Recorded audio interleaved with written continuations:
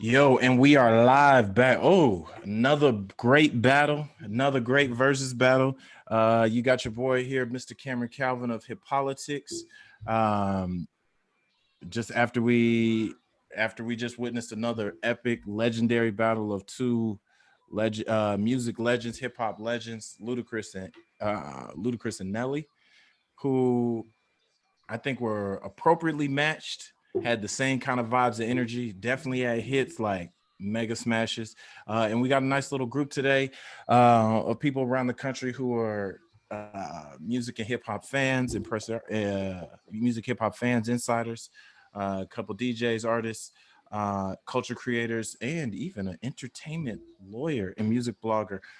So let's get it kicked off because I got the breakdown of every song. I kind of want us just to go through it real quick and actually score the battle, see what we feel who won each round. Even though I don't know if they were really going for that, but and just kind of talk about the musical legacies of Ludacris and Nelly. So with that, let me bring in my panel. We got Mr. Jason Kelley of the Wave. What up? DJ Premonition. Uh, DC, Chicago, Howard, HBCU, DJ Legend, been out here for a smooth 15 plus years. We got Sir Glenn Lamar of Atlanta, but in DC right now, but a rising dope hip hop artist.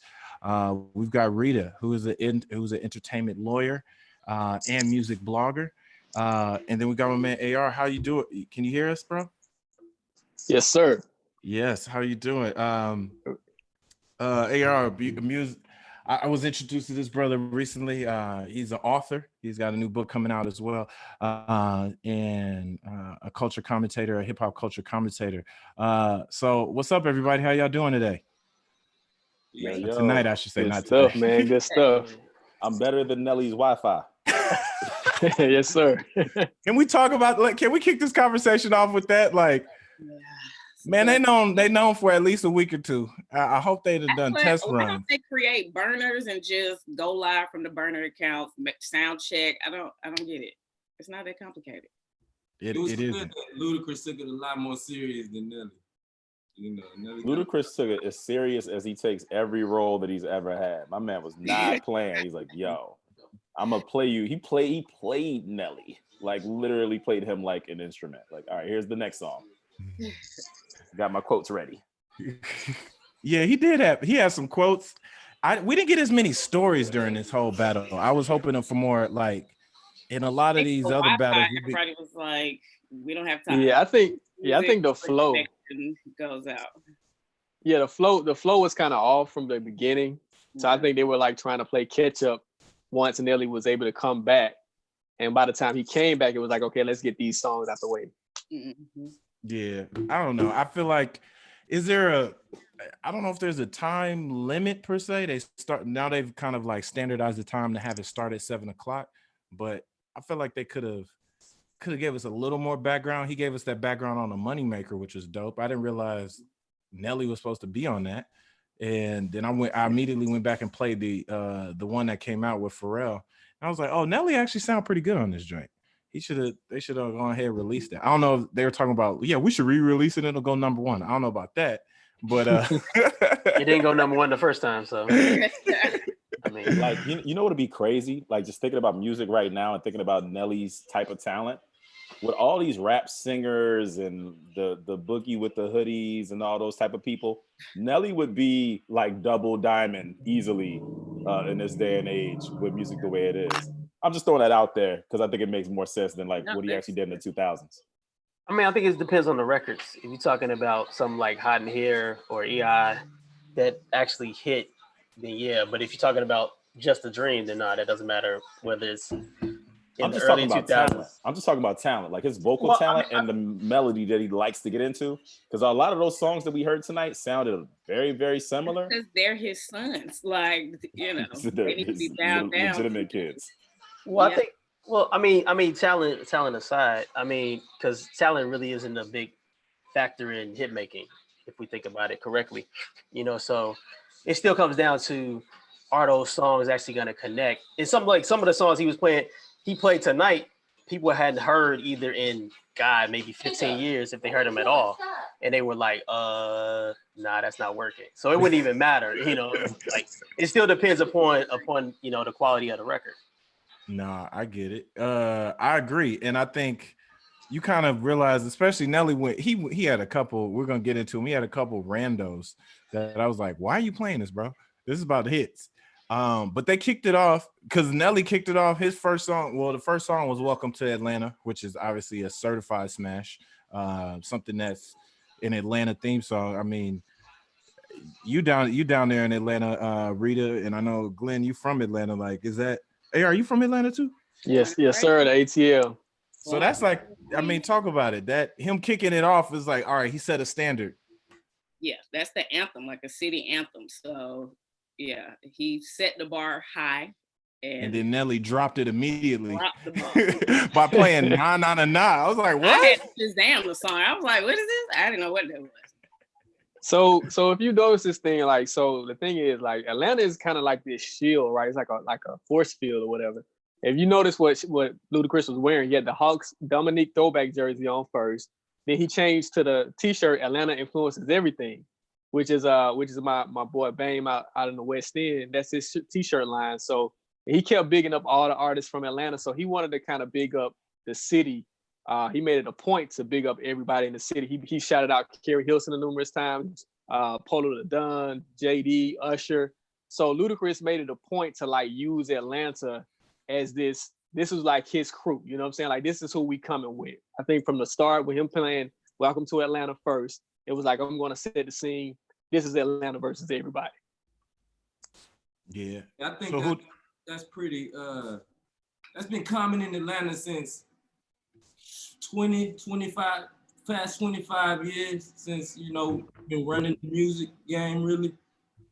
That's really what built the culture, was that type of love and support and community. And every time I'm back and forth and I go back home, it's still the same.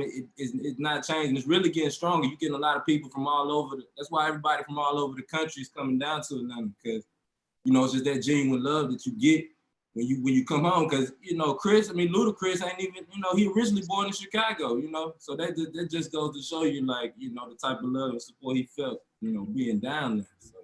I don't think I need to ask, but who won that round? All day. Luda won, yeah, man. Luda won that round for sure. But then they went into something that is near and dear to my heart, because there's these two records kicked off BET Uncut, which I had to text one of my two of my old roommates.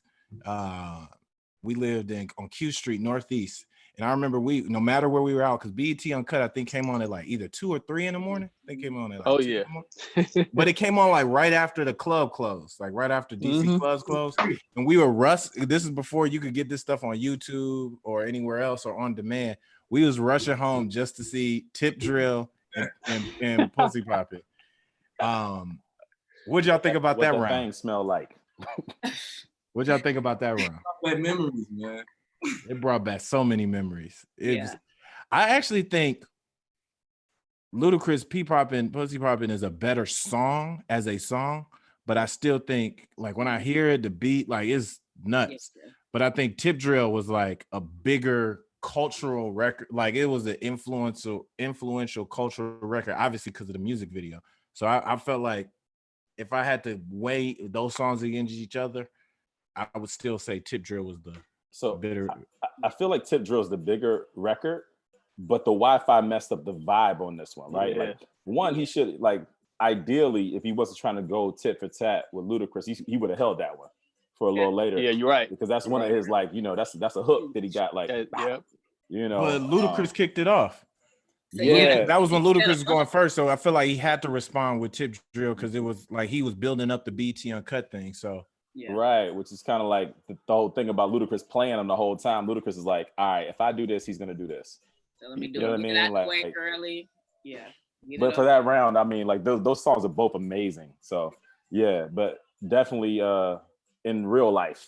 I mean, I don't know if Luda had that. I don't know if he went that deep with his strategy.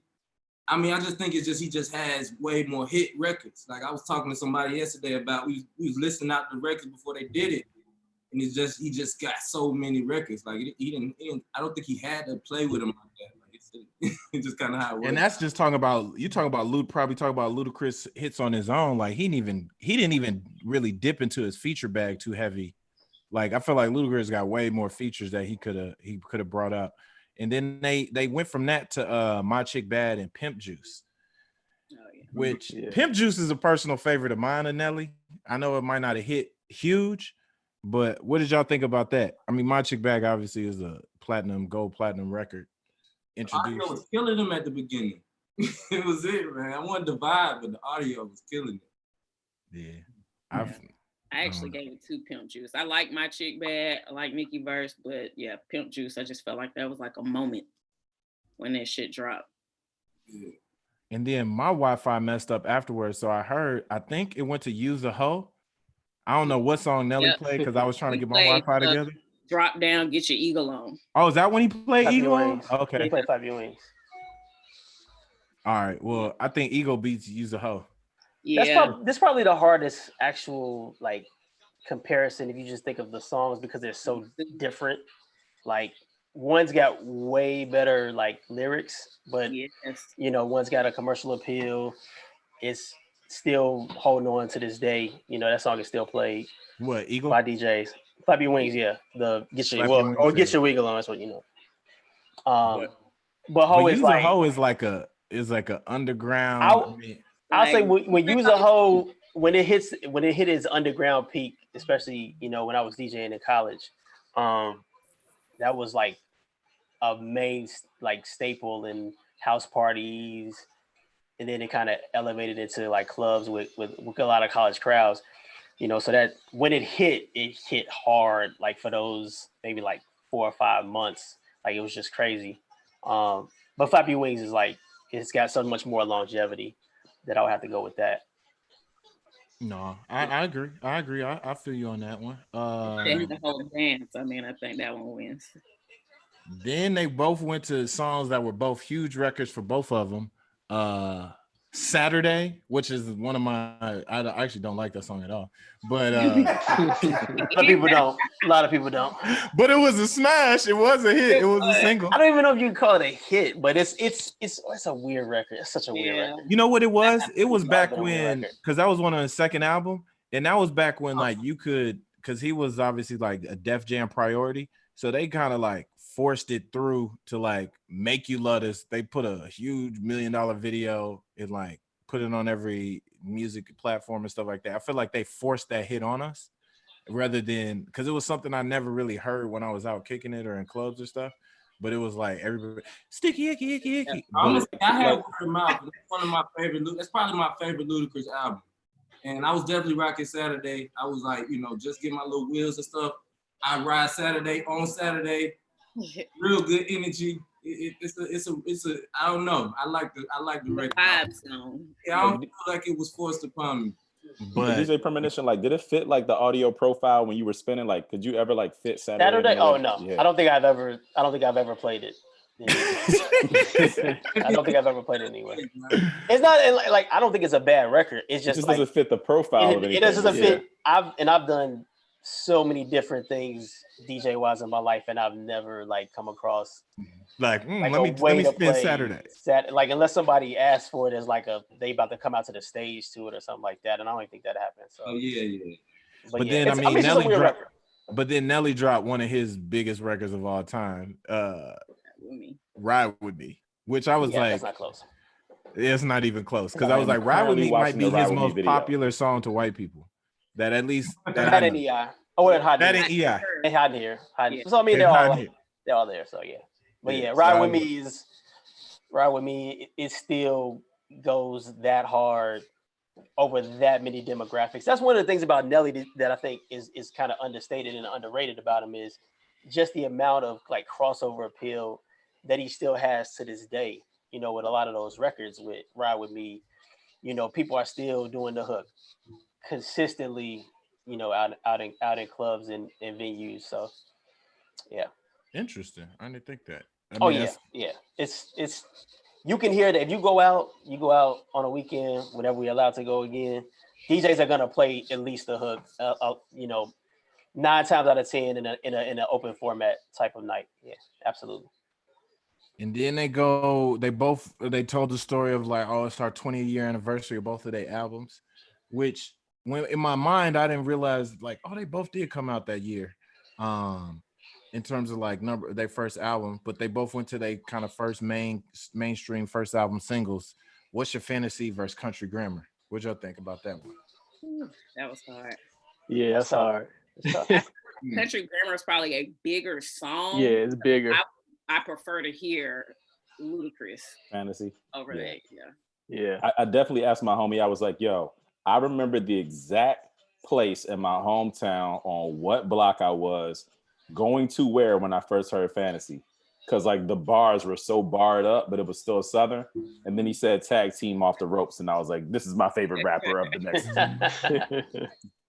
Nah, I feel that. But Country Grammar, I mean, is huge. It's like huge. Country Grammar wins that. Yeah. That video played that so much. You say what? That video played so much. I can just in my mind, I see him like, doing like, the dance, like side scrolling dance, past the whips. Like it was just a constant mainstay. I'm gonna say Country Grammar. Like I prefer to hear Ludacris, but I think Country Grammar showed us St. Louis for the first time. Like if you had never been to St. Louis, that video showed you what St. Louis looked like, and I think that was a big moment for that city. So I just think him putting St. Louis on the map may have made that one, may have given him the edge on that song. I feel that. I get that. Low key, we Luda's only one of, at least how we've been talking. Luda's only won one of these rounds, and we're already on it. I mean, we talking in theory versus like the actual. We know the Wi-Fi made it so that Nelly lost. Like it's not really. I don't think anybody, unless y'all feel differently. I don't know if we feel like Nelly lost this in a Teddy Riley way. Teddy Riley is amazing and whatever, but Nelly lost on technicalities, technical knockout. But we can talk about music. It would seem like he would play these if he wasn't playing like the random songs in between. I feel like it would have been, but it was like he would be going up and then he'll hit us. And then perfect example is what came next. There's a stretch coming. Perfect example is like what came next. It was Roll Out, which I actually like that song a lot. That was the first single off of Word of Mouth. I'm a huge Timbaland is like my favorite producer of all time. So I was like to see them collaborate again on Roll Out. And then Nelly played Body on Me with Akon, which I thought was it's a failed single, basically. And Ashanti, like what? Yeah, that was awful. He played a couple failed, like straight up failed singles. Yeah, like, he was playing his personal things. Like, yo, my homeboy just said like he didn't even play Girlfriend. Like you gotta get the Timberlake off. Like what? Yeah. Oh, that's right. He didn't play that. It's like Nelly needed a coach. He needed a he needs coach. A producer. Look, the dude who ran from behind the camera after the thing was over for Ludacris in the big jersey, like, you know what I mean? You need that guy for Nelly. He needs a producer. He needs a writer. You know what I mean? Yeah. Like, we gotta get your team dirty. Nah, I feel you on that. Then next he went to one of his. They kicked it off like, oh, we going for the girls. Splash Waterfalls, which is that and the remix. Like Ludacris, hands down, because I don't even know the name. What's the Nelly Jaheim song? My Place. My Place. Oh, come over to my. I guess I would. It's not remotely close. Yeah. This is not even. We didn't even need to discuss. We can move on to next. It's not even close. Not even close. Yeah, I literally in my notes wrote nothing next to my. Not close. I have no. Not close. All right. Next song, they both went to the feature. They went the feature route, and I know I'm curious. Before I don't want to taint the pool, so I'm curious what y'all thought. Oh, with Sierra versus Nasty Girl off the Biggie duets. I want to hear from everybody on this. I'm curious what y'all. I hate Nasty. I've hated Nasty Girl since the day it came out. So what? The original. I hate that song. That version. I hate the song that's on duets. I agree. I've hated that forever. So I don't feel like any posthumous release is like. I mean, there's some. I like songs off duets. I hate that song. So like that's a no brainer for me. Yeah, it felt forced. Like You know, I don't know if Biggie would have, if he, you know, I don't know if he would have actually did that song with Nelly. Thank you. You know, It's a song that still gets played for some reason, and people remix it all the time. It's a weird thing. I've always said it. Wow, that's funny because I was actually gonna say like I thought "Nasty Girl" was a dope song. Like that was the Biggie do. I'm a huge Biggie fan though, so it didn't feel like authentic Biggie, but that's the problem though. I love Biggie, but yeah. After he gone and now y'all adding people that he probably adding people, like it's just a little strange to me. Yeah, we gotta go with the original Nasty Girl, like not the duet. So y'all feel like O was a better record? Yeah. With Sierra? Slow, like the song itself. Yeah. Yeah, like dudes in ATL, we were like bumping that, you know, like dudes were bumping Sierra during that time. So that O was a big record down here in Atlanta. Crazy. Now I don't think of Ludacris at all when I think of O. So I mean, that's yeah, you're right. That's one of the other like kind of. I actually think of that. Like, I don't think Ludacris. It's like. Ludacris is really good for being like really big as a feature artist. Like his features slap. Like you might forget that he was on the track till you hear that verse and you're like, oh damn, he did pick a different. He got one of the biggest features of all time. He got one of, to your point, he got one of the biggest features of all time. That Baby record with Justin Bieber. Justin Bieber, yeah. He didn't play that because I guess it was hip hop, but like that song got like 1.5 billion views like now, and that I don't know. Damn. I thought he had some opportunity there, but so we get that to Luda. Now this was a no-brainer. Made You Look remix versus Rock the Mic remix. This is the funniest moment of the night in my house because it plays, and so my wife goes. She's from the Philly area, and we're talking about it, and she's kind of like, I didn't even know there was a remix. And I know it because I'm a DJ, but I'm like, yeah, no one's ever played that when it came out. Nobody played it since. It's like, it's almost like a demo version of a song. It's like, that exists. It's like, you know, so it's like, it's not even close, you know, to the Made You Look remix. The Made You Look remix, I think from a cultural moment was like,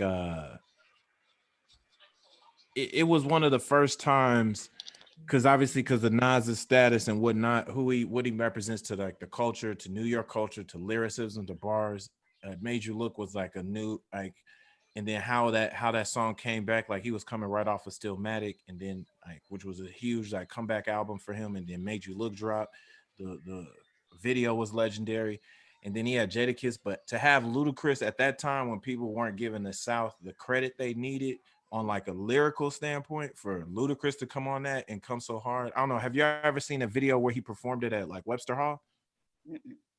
If you want to see like a good concert video, Google Made You Look Webster Hall or Made You Look live performance. It's on YouTube now. I watched it a few times this week. Like he comes out and like the crowd goes nuts. Yes, I was doing my homework. Yes, man, I'm producing the show here. So what do y'all think? How y'all want to score that one? Yeah, that's Luda. That's not close. Not close. Yeah, it's not even. Yeah. One song most people didn't even know existed outside of the original, so it's not close. But I couldn't even find the Rock the Mic remix on streaming. Like I went to look for it. I was like, album. that was like a radio. I think I had New York on radio or whatever. That wasn't on nobody's album that mattered. I think I had it on a white label vinyl, but that might have been it. I don't have it in my Serato anymore either. It's like I said, it's one of those records it came and went so fast as a remix. And then the most lopsided round of the night. They know, which is not even just an Atlanta, I know, classic, but They Know the remix versus, I had to Google this, 1,000 Stacks. Shazam again came through. Shout out to Shazam. I had to Shazam the shit out of that. Yeah. It was after they switched, so he had he was starting off, so he could have really set the tone for the second half. It came out with that. I don't know. Glenn, how'd you feel when he dropped that They Know though? Oh man, I was lit, man. It took me back to my youth and my college days, bro. Like in the club when that They Know came on, Done It All, like all that long stuff. Yeah, I typed in on Instagram. Hello, man. Rest in peace. Rest in peace, LO. I was Because I started doing as soon as that dropped, I was like, oh shit, they know. I had to go back because like while this is going, I had another screen on YouTube and then I was Shazamming stuff. I went right to that video. That video was good. The original. I wish they had done a remix because I mean he had Ludacris and Jeezy on that joint. I wish they'd have done a video to that, but Jeezy verse was stupid. Yeah. Crazy. Yeah. They yeah, I think that's kind of cheating though. Cause like when Ludacris is playing songs where like, yo, your verse wasn't even the hottest verse on this song. Yeah, that happens a lot. Though, but yeah. That happens on Made. That's basically Made You Look, where Jada's better. They know where Jeezy's better. Oh, do you think Jada's better on Made You Look? I think Luda's verse is more impactful. No. Interesting. It's not the gap is not that big as it's much bigger in They Know. Like it's much bigger in They Know. The gap between the two. I mean, it's not like that's not to say that Luda verses are not really good. They are. It's just when you think about the song, you don't think about those remixes. You don't think about his verses first. They're like it's like you know, Jason said it's like you hear the verse and it's like, oh, I forgot how good this was. But like if I told, you know, if I went to, you know, Jason was like, yo, They Know remix. He's gonna be like, I'm in that cool whip. Yeah. Inside Jello. Yeah. I'm a that pretty motherfucker like hello. You know what I'm saying? So like your immediate thought is not to the Ludaverse, you know. So it's well, my immediate thought is like, I didn't even know Nelly had a song called 1,000 Stacks. Is that on what is it on Sweatsuit? Is that on Sweatsuit? Nah, dude, I don't know. It's Shazammed. It's Shazam, so it does. It's registered. It's registered. You know what I mean with ASCAP, but that's about it. I have no idea where that song was from. I gotta look that one up. Yeah, and it wasn't tight. It wasn't a good song. It wasn't even good. It wasn't even a good song. Then from here, I feel like this is when, like around this time though, after he played that dud, I feel like it was nothing but bangers pretty much like straight through after this. Cause then they went to Where the Party At, which is the only reason why I've ever drank Bacardi in my life. But he had Where the Party At versus AR, what'd you think about that? What do you think about that around? Man, I don't know, because it's like Jagged Edge with a party that was a big club record. I think back then we had Club Vision. That was like the club that everybody was going to back then. And I just know that song was like the song you heard that was gonna pretty much make the party go off, you know. So even though I'm an ATL, but I have to give that one to Nelly on that one. Yeah, sorry. Nelly over Well, Rita, what do you? Rita, you no go finish, please. Well, okay, but let me clarify. So the thing is this: is like, all right, so it was big, but I don't know. I think when I'm thinking about the club in Atlanta that during that period, that Jagged Edge song got the girls going. I don't know. I have to give it to Nelly. I'm sorry.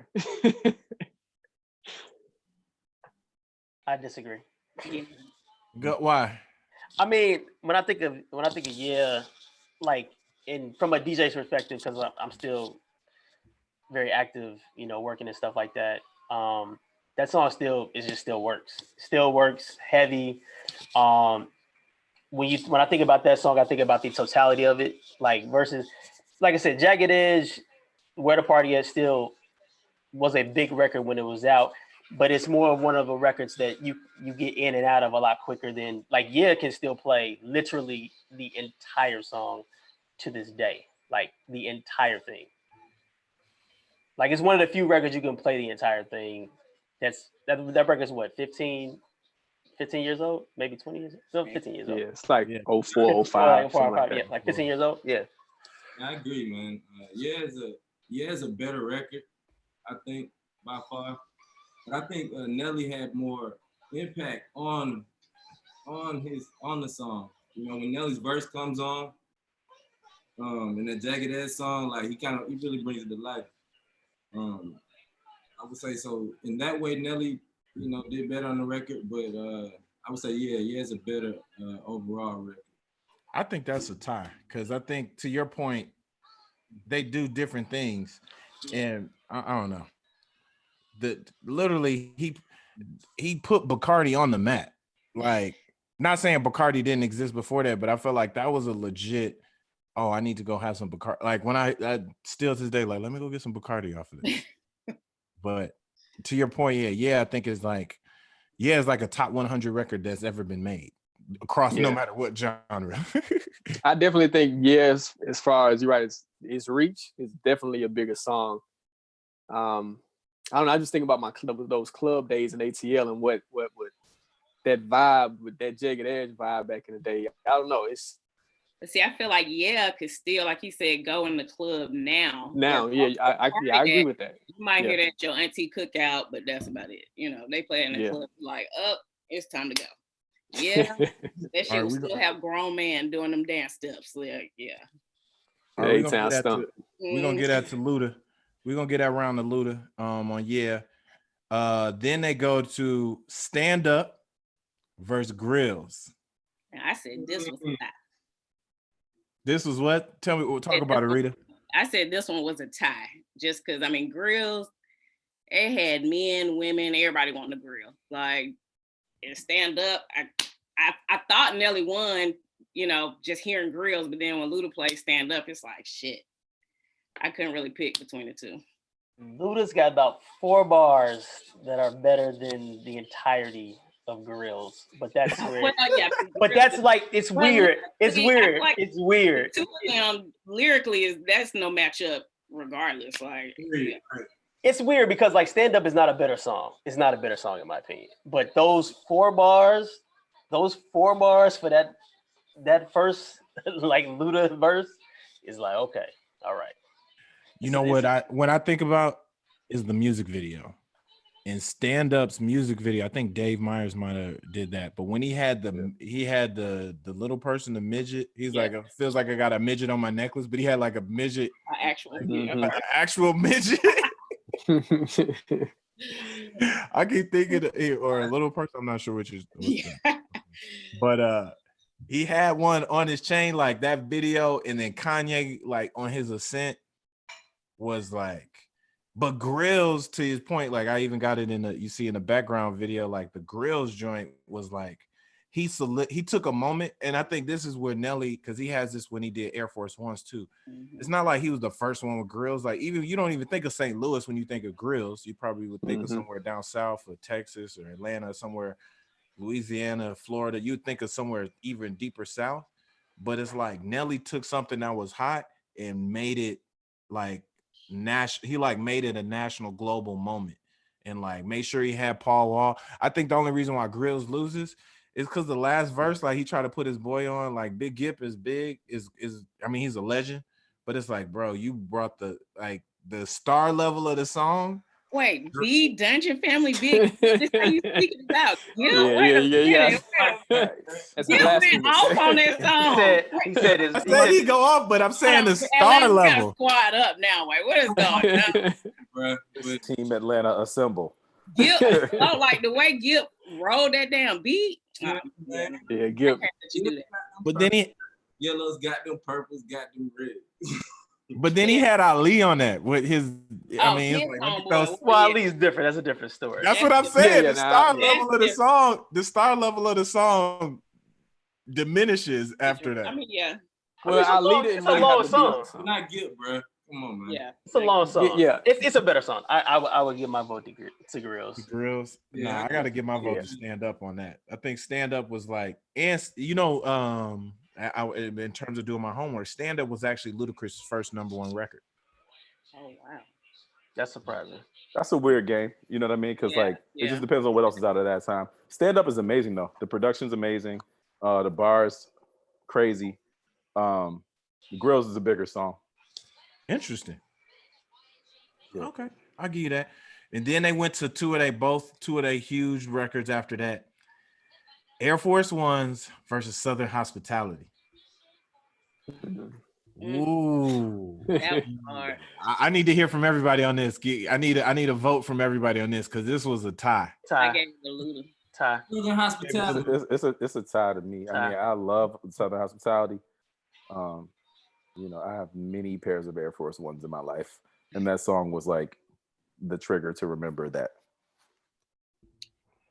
To all the white on whites I've lost. To all the white on whites pour some out for the white on whites that didn't survive that night out.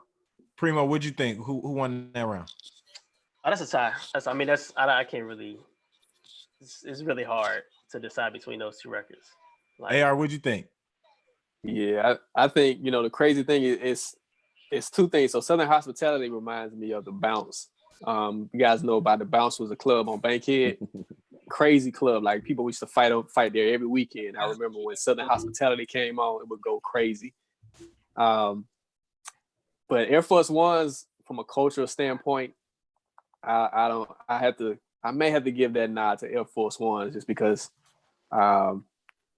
it pretty much, you know, like it's kind of like that Run DMC My Adidas moment where it was like it's basically a commercial for Nike. But you know, I don't know. I think from a culture standpoint, I think Air Force Ones was bigger just because it kind of highlighted what we were wearing during that time. I'm saying from a culture standpoint, this is what we were wearing. Throw them both like so. Let's remember where we were at. With throw them bows. Like I feel like we're downplaying this, and maybe I'm thinking it's because I'm not from either one of these places.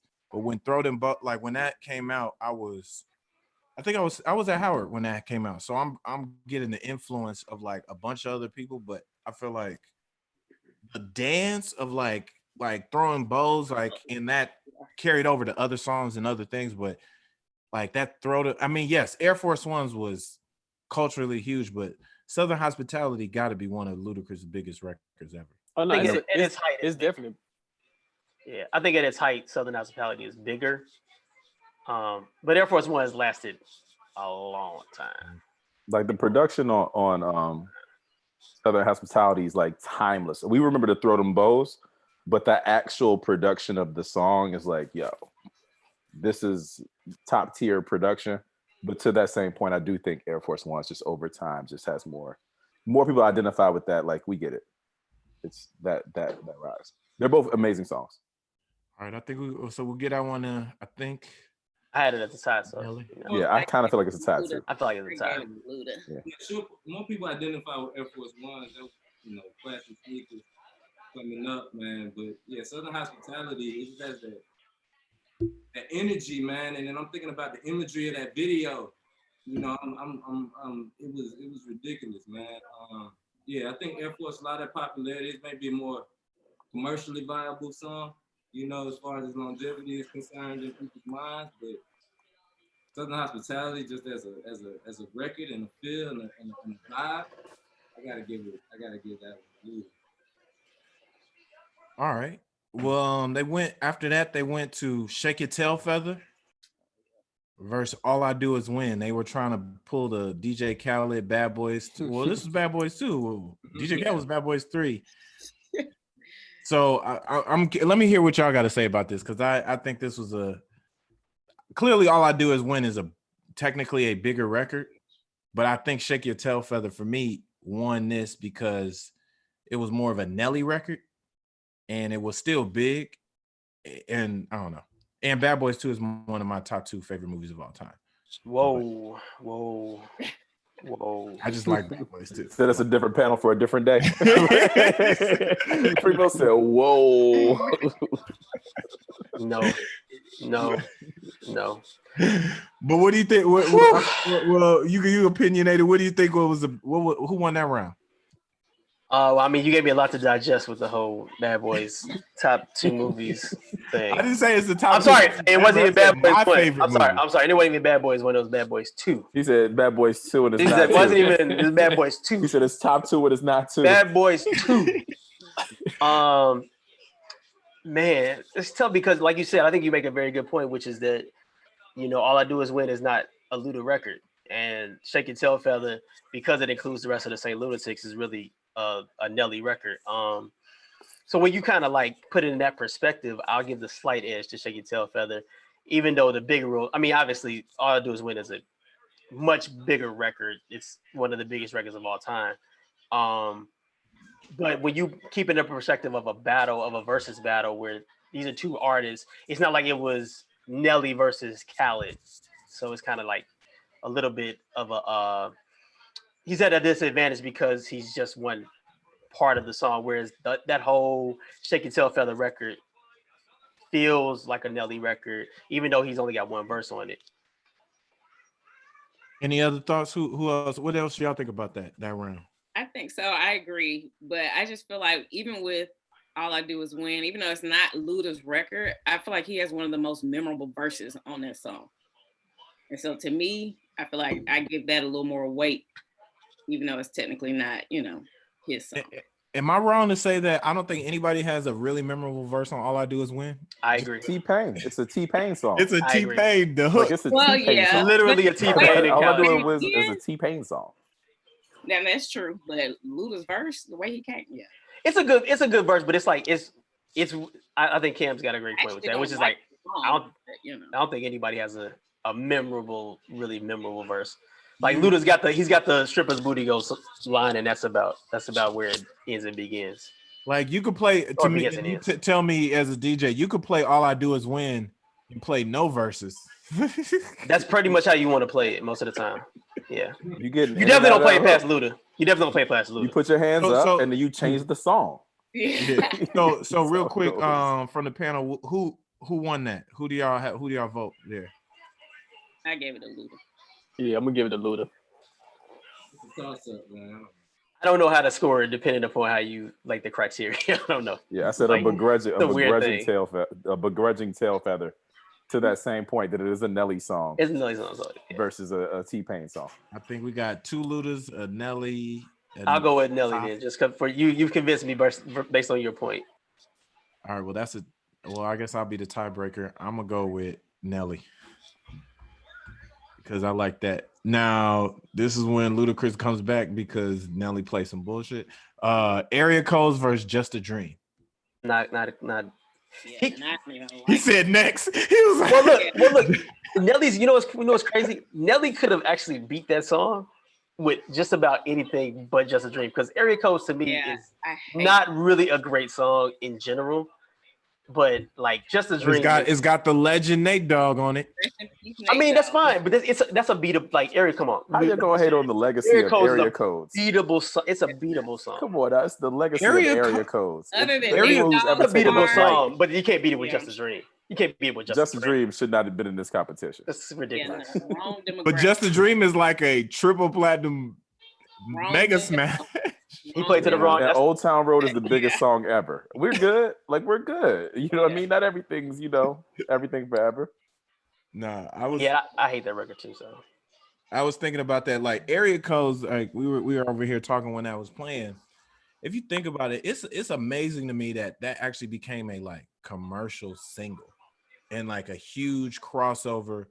Like people know that song well. Like but for something to be saying like I got hoes in different area codes or I got pros and stuff like that, for that to go, like the video is ultra memorable to me. Yeah. But you're right. So area code still wins just because Nelly decided to seed that. Seed that. So then, here we go. Yeah, it got interesting. Then it got interesting. Moneymaker versus EI. That's interesting. It was interesting because he said he did the whole story. Like he told the story of like with the Nelly version of Moneymaker. I really like that song personally, but I know it was nowhere near as big or as impactful or as important as EI. I just don't think it's a better song as well. I think I don't think what is a better song. I don't think Moneymaker's a better song either. I don't know. Jason, what you thought? EI is a better song by far. I did like the story, and I think watching the verses last week, I enjoyed the stories. So I did enjoy the story and the way he set it up. But it's EI. Yeah. All right. I don't think we need to stick on that one because that was one. I think that's one of Nelly's 2 or 3 biggest records. So then this is not well. Actually, this is where it did dip a little bit. How low can you go versus Get Like Me? Another song he shouldn't have dropped. Like that song, but yeah, it was kind of like, why are you playing this? Right? It's a failed single. I like the hook on that song, but it's a failed single. It's a failed single. How low? I thought How Low You Can You Go was like a whack single too. For real? I think that song goes. I'm not saying it doesn't go. I'm just saying I never when it, I distinctly remember when it because Ludacris was coming up. He was one of my. I mean, he's not my top 5 anymore, but if you'd have asked me this like 10 years ago, who's in your top 5 favorite rappers, Ludacris might have been in there. Like, I'm really a big Ludacris fan, and it was. But when that, because that was the first single off of that album. What album? I think it was 5th album. And How Low Can You Go? And it just wasn't. It just didn't connect to me. I felt like he was trying to recreate something he's already done multiple times. I don't know. But how do we score that? How Low Can You Go still wins? Yeah. Glenn? He's like, yes. Yes. All right. So we got Luda on that one. Ooh. This is another one that I think it might be tied. Yeah. Hot in Here versus Move Bitch. That's a tie. Yes. AR, what you thinking on Hot in Here versus Move? Man, you have to go a tie because it was like when Hot in Here was, it just took me back to them club days in ATL, man. Like both of those songs went hard. Like you could play either one of those songs and the club will go crazy. So you have to give that round to both of them. I can't really give that to one another. That's a tie to me. Those songs are so crazy. Like if you just think about like when you hear those whistles at the beginning of the song, and then you think about the other one, you're like, yo, they both come on so hard, like they change the club environment. Like they come on so crazy.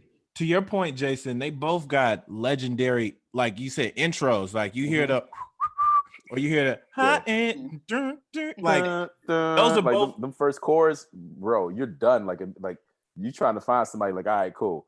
This is where we at. Where my people that I'm partying with. You know what I mean? Like this is our vibe right now for this one song. And they both lasted. They still they have lasted. They have the same effect now as they did then. Yeah. All right. So we throwing that as a tie? Yeah. Tie round. I will say that I think from a commercial standpoint, Hot in Here was a bigger record in that sense, but not by much. But Move, the one thing I would say about Move is like, again, this is another thing that Ludacris did. He made songs that you wouldn't think could be crossovers. Like a song that says "Move, bitch, get out the way" is like crossed over to everybody. But I don't know. And he got to play it on the radio. We crossed over a lot of people's ways with some Move, bitch. Like, all right. Well, scroll heavy. That technically was the end, and they played "quote unquote" this bonus record, which they should have played. Like they both should have like substituted certain songs to play these. Oh, I thought this was the number 20 song. Oh no, I'm sorry. This was the number 20 on. This is the last one. Lovers and Friends versus Dilemma. I want to hear from everybody on this. What y'all thought? Let's start with you, Rita. What'd you think? I mean, I love Dilemma. I don't think there's a female on this earth that does not love that song. But Lovers and Friends, like they play that shit at weddings, like to this day. Like that, yeah, Luda got them. Interesting. Glenn, what'd you think? Yeah, I'm gonna have to agree, man. Lovers and Friends is they both are feel good records. They both feel good to you, but it's like it's something about it. It cuts a little deeper. You know, it's a beautiful song. I got to go with Lovers and Friends. Jason, what were your feelings on that? I mean, if we're going music videos, Dilemma might stand a better chance. Lovers and Friends ain't got no music video. Absolutely, but like that Dilemma video had like the Palm Pilot with the Excel doc. Yeah. And then who was playing her mom? Which one of our Patti LaBelle? Patty was playing her mom. So like you got all that stuff, but no, it's Lovers and Friends. This is no. You know what else I remember about that music video? That was the first time I seen that. That was like it was Larry Hughes had the drop top silver SL 500 Benz, and for some reason like. I still may buy that car. I mean, y'all probably get it for $9,000-$10,000 now. I might, like for some reason, I was like, dude, that is the slickest looking car I've seen in so long. Like I still might, I kind of want that car just because of that video. Yeah, like, the video did a lot for the song, but we talking like they're still like Usher, Lil Jon, and Ludacris are still making music off the energy that they got from that song, right? No, like Sex Beat they got doesn't need to be they a got song. that energy. Like, we don't need to hear yeah. Sex Beat really at all. Yeah, that's literally just like them just like trying to pull that same energy back. And that one line about being all grown up like Rudy Huxtable. What? That's it. That was what? Everybody saw grown up Rudy at the time was killing it. Well, she was just in Atlanta, just around. Like I lived in Atlanta from 08 to 14. So like I'm like you would see her around, be like, yup. That line, shut it off, shut the limit down. That one line, I'll say, man. AR, what's your thoughts? So kind of give like some history about that record. So before that record came out, we were all used to like hearing Lil Jon on these like crunk songs and like tear the club up type songs. And when he dropped that, it was like, oh man, this is a change of pace. And so it was like he pretty much, that was a curveball for everybody. We didn't even expect that to happen when we heard it on that album. And it was like, soon as he dropped it, it was like a hit. And I just remember like, man, just like, it just shows you how diverse Lil Jon was back then. He could do a song with Usher and Luda, and then he could just do a song that's where it's like, yo, we finna get up and I'm finna tear the club up. So I got to go with Lil Jon on that one, man, because it was like he changed the whole pace and he still made you want to get up and dance with that song. Okay. Primo, as resident DJ on the group, what song goes harder? Oh, it's not close. If we go with like, he says it's not close. Yeah, I mean, if you just be real, like let's just not. Oh shit! It's falling in my house. It's not comparable. Like Lovers and Friends, like it was said earlier, can still be played a lot of different places. It still goes a lot harder. Like a Dilemma to me is a really good about 30-second Kelley Rowland track, and that's where it just over after that. A good 30-second Kelley Rowland, but that song is literally one of Nelly's. Like he said, he's like, I gotta play this whole song for the ladies because they're gonna want to hear it. I've never heard it. I've never heard anyone. I've been DJing a long time. No one has ever been like, yo, play Dilemma, and no one's ever been like, yo, play Dilemma the whole thing. Now I've gotten several requests was like, yo, the Lovers and Friends, or if I drop Lovers and Friends, like, make sure you play Ludacris. Make sure you play Lil Jon verse. I have never had anybody come up and be like, don't stop that Dilemma. I need the third verse of Dilemma. No one's ever I need that third verse of Dilemma. Like, if I drop it, people might be like, ooh, real quick. And then like, all right, can we not do the Nelly verse, please? Yeah. So we can move on to something like Lovers and Friends. You have Lovers and Friends next? Like, even the ad-libs at the end of the song on Lovers and Friends is better than the ad-libs at the end of Dilemma. No, you're right. You're right. The ad-libs are kind of legendary. I've been loving for you a long time. Shawty. Like, yeah, that joint. Lil Jon tried to get into his lady bag on that joint. Like, yeah, I got something for the ladies. Because when he dropped that in his battle, it shut it down. Yeah. I don't know. Yeah, wasn't that his last song too? Say what? I think that might have been his last song too. In his two-time battle. He should have dropped. They should have dropped that Sex Beat again. Like, I like that song. I actually like that. Yeah, I like that song. You think so? You're not a fan? No. Why not? You got to be outside to enjoy it though. We locked in. That ain't in the house music unless you sitting. Right. I'm telling y'all, 2 years from now, you're not even gonna be thinking about that song. Yo, you'll be like, you'll be like, remember that song that they dropped during that verse? I mean, it ain't no love. What is that song? What is the name of that song? Yo, so my cousin who used to be an A&R for DTP, we were talking the other day about unreleased tracks in history. He's like, that song's been on the shelf for about 2 years. Sex Beat is not new. Like, I can see why. It's just been like on standby until somebody just needed to push a button real quick on the vibe. He said they got a whole album. All three of them got a whole album or project. I'm sure they do. I'm sure on standby. I'm here for that. I'm here for their vibe. It should be an EP. We don't need a whole album. Just give us about 4 or 5. Nah, Usher dropped another EP that I feel like got super slept on. The Atlanta one. Yeah, the Atlanta one. Yeah, with Zaytoven. Yep. That joint got slept because they didn't do any videos for it. But I was like, yo, he got They got some bops on there. And he didn't promote it really. It was just kind of, he just threw it out there. It just came out. Nobody's on it. They got a random Lamborghini on the cover. Like, I'm like, I was like, did they want this to do well?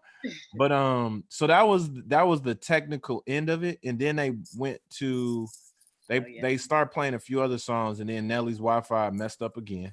Yep. Well, they did this one round. Here I Am versus Pimpin' All Over the World. Oh yeah. What were your thoughts there? Here I Am is my personal favorite of those two, because I mean the video is legendary. I like how Nelly comes in. I'm forgetting the light-skinned dude with the long hair who's playing the sing. Avery Storm, the failed singer, the failed R&B from Dirty ENT, but that the Tiger, I thought the whole storyline, that video was nuts, and like that song still has a vibe today. But Pimpin' All Over the World only wins because he has a Howard drop in that joint. Well, I think it goes back to what you talked about earlier, which gave Nelly a win earlier, which is one is a Ludacris song, one is a Rick Ross song. Like I can do the whole Here I Am with just Avery Storm and Rick Ross's verses. I don't even need the Nelly. I forgot Nelly was on this song. Yeah, I actually did forget that Nelly was on that song. Really? And just because of that, I would give an edge to Luda on this one. And I don't even like Pimpin' All Over. I concur. Pimpin' All Over the World is just like I got it's area codes. Yeah, and it's funny. I don't really like any of Ludacris's singles, like his mainstream hits. Girl, what? Compared to songs Hold on up, the you just album. said at least like 3 or 4 of them. No, but I'm saying like compared to the like Incognito to me is one of his best albums, and he don't even like he acted like the second album was his first. So like his mainstream hits, I don't know if they just were overplayed too much, but yeah, a lot of them I'd rather hear some of the songs that didn't come out in his category. Here, I got a question. So that let me score this battle up real quick, but I got a question for the panel. If all y'all from one of our people on that's watching live stream, they said, my question is, do you think Nelly wins in the diversity category because he has multiple genres across his catalog? No.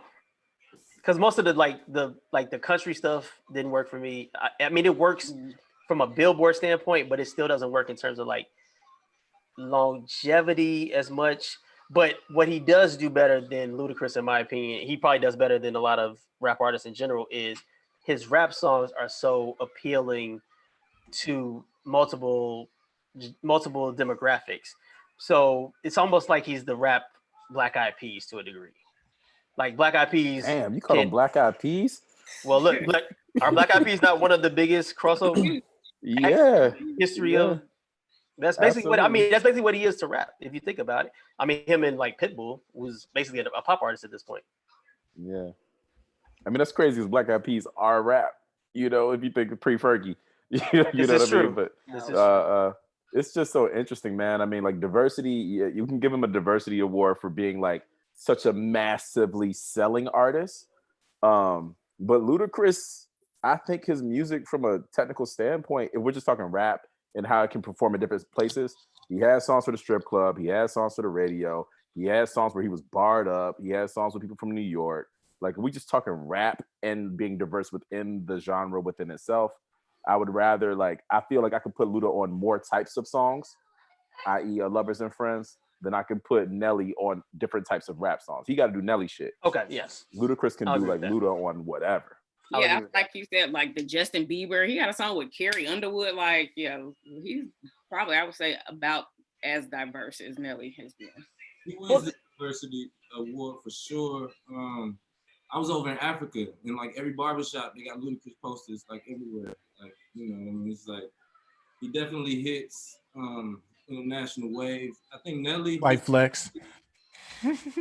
Nelly, his diversity is for sure. Is like he created his own style. He created country grammar. So like that you know, that's a different type of diversity when you think, you know, Luda can get on anything. Nelly created his own thing. But I know they might not be our thing in hip hop, but the fact that Nelly won Grammys on country records that went multi-platinum multiple times, in addition to like the sings. And then you said earlier, like how this whole genre and how so many people, you were saying, hey, Boogie with the hoodies on down, are kind of like the sons and the sons and daughters of Nelly. I mean, his diversity and influences, I don't want to just dismiss it outright, but I do agree that like Luda, as a rapper, as a hip hop artist, fits on across more things. But Nelly, I still feel like Nelly has checked a few more boxes personally. It's crazy when you think about it, because like just listening to the live, you realize that like Nelly's got all the shit that you would want. He has the Grammys, but he also has like all the awards and all the sales. He's over here like Diamond. Remember, Diamond. Like, don't forget Diamond. So like we can say whatever we want to say here right now. He done sold what he sold, and the people done the streams show like what people believe in as far as like diversity and impact and all that stuff. But if we're just, you know, going at a we're pulling straws here, like, all right, yes, Nelly's got the biggest stuff that we've ever heard from a rap artist for the most part. But Ludacris really has had a very impactful career too, in a way that's been very interesting to see kind of play out. AR, I feel like you was about to say something. Well, no, I mean, I think Nelly, he's. I remember when Nelly was able to do these country shows, like these concerts with country artists, and you didn't really see that with rappers 10 years ago. You didn't see rappers perform at country concerts with country artists. So, and to that point, I think that from that standpoint, he did have a little bit of edge on Ludacris to be able to go into that realm, that country music realm. But as far as hip hop is concerned, I still think Ludacris, he could rap with Nas. He could do a song with DJ Kelley. Ludacris could probably fit in more spaces in the hip hop scene versus Nelly. Yeah, I was gonna say that more diverse just because he does country shows and Ludacris can go to a trap concert. Like, is Nelly gonna go to that, you know, trap show and play to that audience? Like, I'm not so sure he is.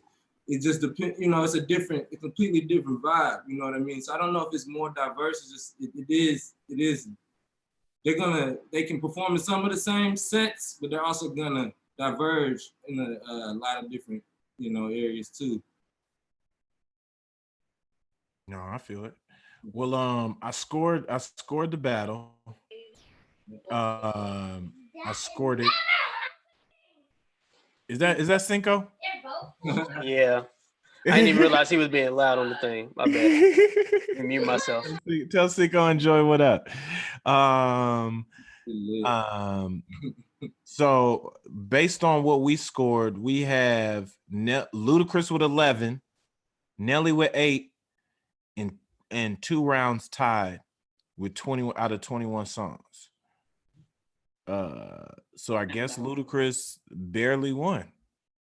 I don't know. Does that feel about, not barely won, but I feel like it was a very tight battle. Like, does everybody kind of feel that same sense? Like, I think Nelly, you know, along with the technical issues, he started off very slow. His song choices in the beginning were very questionable.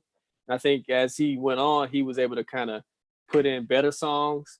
But I just think his slow start really like messed him up. Like, he just, that start, technical issues, and then just his placement early on was just weird. So I think from that point on, it was just him playing catch up.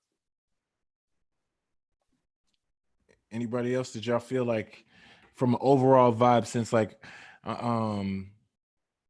well, like I said, we scored it, so we think Ludacris won, but I'm curious if everybody could kind of just go through one time and just kind of give me your overall, any closing thoughts or overall vibe thoughts of this battle versus in general. I mean, Ludacris won the Wi-Fi battle by far.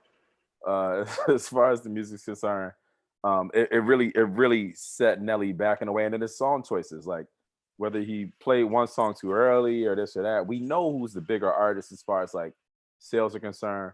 But I mean, a good walk down memory lane. I'm absolutely okay with thinking that Ludacris won, even if it's about one song, you know, with a couple ties. that just kind of shows the longevity of those songs and how they can like stand the test of time. But a good time. But we got to work on that St. Louis Wi-Fi. Rita, what were your thoughts?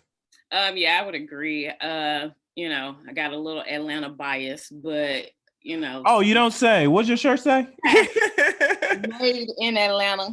God is dope. Super dope shop out here in Atlanta. But yeah. Yeah, that's all. Let's go Edgewood. Yeah, Fourth Ward. But yeah, so Luda, I gotta go, you know, gotta go for him. Nelly, I will say it was a lot that I kind of think I forgot that he had. And like you said, he started off slow. So it seemed like it was like, okay, this is about to be a wash. You know, why are we even doing this? But then it, you know, it seemed like the second half after he got past number 11, he picked it up a little bit. And I, you know, remembered a lot of the hits that he had. But, you know, I think overall, it's got to be Luda all day. I was getting nervous because I was like, dang, I got to text everybody to tell them we might have to postpone this. When they were in the beginning, when he was like, yeah, I don't know what's going on with my brother's Wi-Fi. He was getting roasted. The memes are gonna be nuts. Amazing. Oh, there's some memes. There's some memes. Teddy Riley won the whole battle.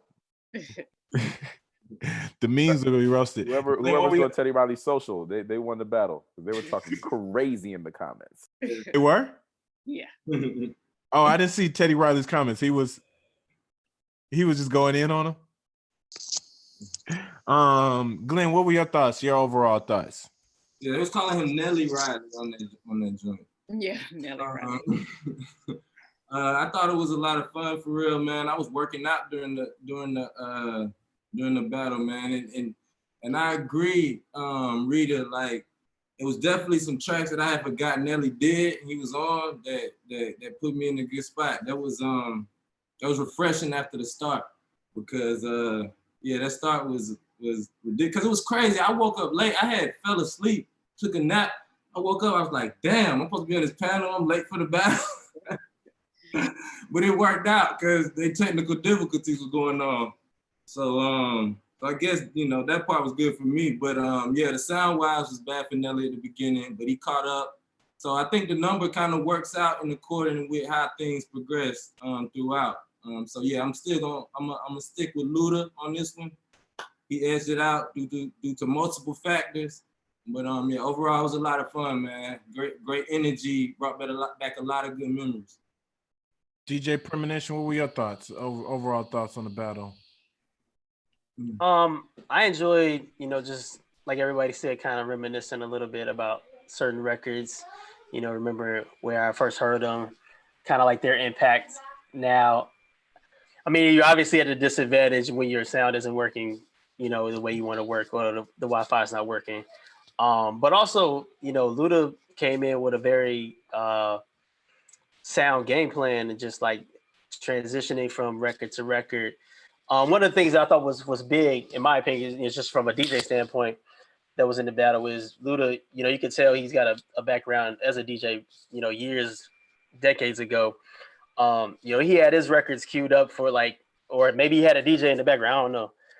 I might have missed that part, you know, but the records were ready, you know, especially for the features. Cause like if I'm doing a battle and I'm Nelly, I don't really need to play like the entire Jagged Edge song, then get to my verse. So I don't, you know, need to play the entire Shake Your Tailfeather. You know, it just hit. It was a lot crisper, you know, moving along, especially because, you know, it's a format in a media that's, you know, you need more short bursts to kind of make it work. So I thought Luda really came with a really good game plan and executed it, you know, very well for the format and the kind of setup that was presented.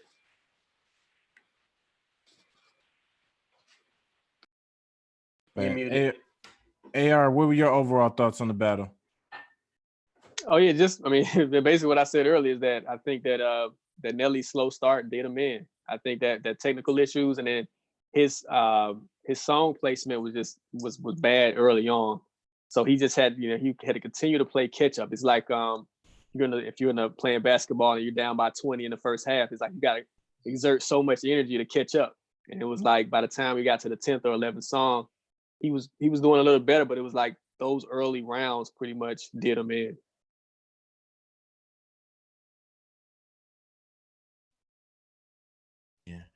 with that, I want to thank everybody for coming on. I just want to give everybody a quick chance to kind of go through. I know we are all entrepreneurs or not entrepreneurs. Well, yeah, entrepreneurs slash in kind of doing their thing. So if you could just go around real quick, introduce yourself, where people can follow you, if you got anything going on or projects or events or stuff going on that you want people to know about. So I'll kick it off with Rita first. Hi, so I'm Rita. I am in Atlanta. I am a lawyer by day. I do entertainment law, everything from trademark, copyright, contracts, whatever it is. Pretty much do it all but criminal, but I don't do that, but I know somebody that does that if you need that. But I also moonlight as a music blogger. I have a podcast. My website is called Irked Music Geek, IRKED, irkedmusicgeek.com. I do music reviews of just different songs that drop. And, I like to think that my platform is a little different because I feel like a lot of music review is almost like how payola used to be. Their opinions are paid for and they're not really authentic. And so mine are very authentic, not influenced by, trying to be cool with anybody in the industry. And so the podcast is the audio version of that. So just me reviewing songs, but just talking. And the podcast can be found in the iTunes podcast app, Spotify, Google Play, iHeartRadio, pretty much wherever you can. And the podcast is also called Irked Music? Yep, Irked Music Geek. Same thing for the podcast. All on social media, Instagram, Twitter, all that good stuff. So check me out. And if you need legal services, you can check me out for that too. I might be hitting you up. Mr. Wave himself, Jason. All right, I'm Jason Kelley from the Wave USA. We have programming all week, Monday through Friday, Wave TV. Since we don't have time to go outside and do our regular frolicking in the streets of Atlanta or DC, I just want to get back to going to the Black-owned restaurants and clubs when it's safe to go back outside. You can follow me at Mr. Just Jason. That's MRJASON. Mr. Just Jason, so MRJUSTJSON. And then you can follow the Wave USA at the Wave USA. And we got programming all week, whether that's Quarantine and Build, where we talk about business, health and wellness, or art. We have Please Send Nudes, where we talk about sex and relationships. We have The Groove Theory with Groovy Gene, interviewing all types of amazing people. So we just continuously churn out content, and I'm really excited to come out the other side of quarantine with a whole new set of business plans and strategy that we're going into. So thanks for having me. Always enjoy talking about music because it's the culture, it's the core. I like that shirt. Check on your extroverts. Check on your extroverts. Yeah, you can get your shirt at thewaveusa.com/merch. Got it. Sir Glenn Lamar. Yeah, peace. What's going on? Sir Glenn Lamar, a music artist specializing in hip hop from Atlanta.